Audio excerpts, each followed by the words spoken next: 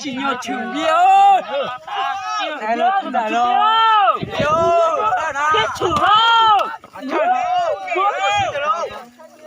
mà trường nhau trường bia, ôi mi yết, có yết gì mi yết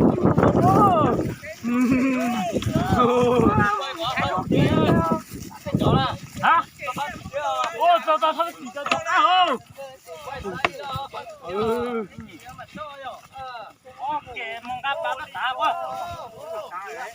Tao đó, có lúa chua này, tao nghỉ sữa hiện đó mà. Ok.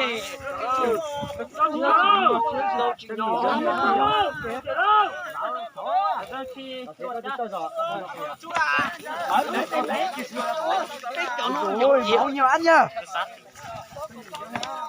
Ô, sao là tài ơi? Nhiều càng nhiều không? Tụi lúc cũng sao, tụi mẹ cũng sao không? Nhiều càng nhiều không? Ô, ta này ở trên mưa lúc thì mà có tiền biết tao đâu mà nó lử nó hiện cho hết. Tôn chấp đó. Thế như này.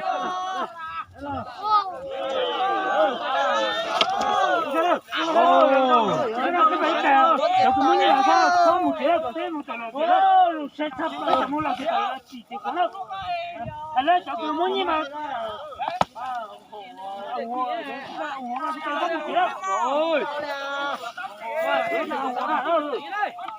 Chưa tao trưởng lên được ớt trưởng tới trưởng đâu. Rồi. Xin chào.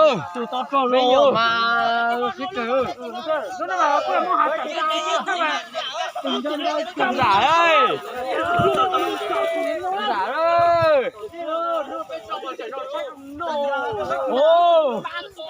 Cái đó chừng tao mà chừng bảo nó mà toàn chạy à. Không muốn to với nó. Sinh ra thì phải à. Sao ta kéo thì cho kia. Kia.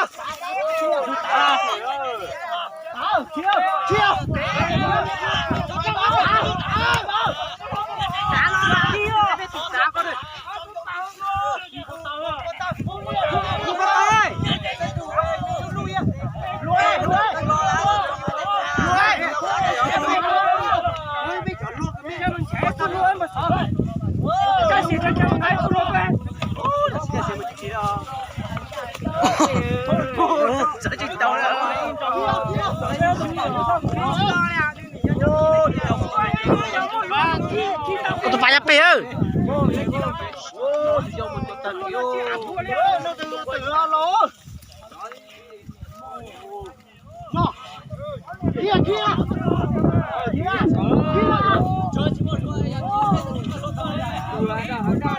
Sao biết thôi thầu ai sợ sao rồi còn nó tích cả tuổi chỉ bắt để mà đuôi mày rồi đấy.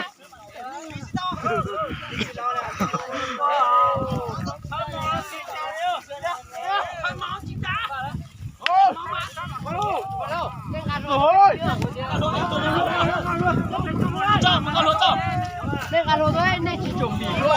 Tiền nên cho người nói sát thực thế. Đang ăn luôn. Ăn luôn tao khi ăn luôn rồi. Ăn luôn lại. Con như gì à? Mua tán lo. Rồi.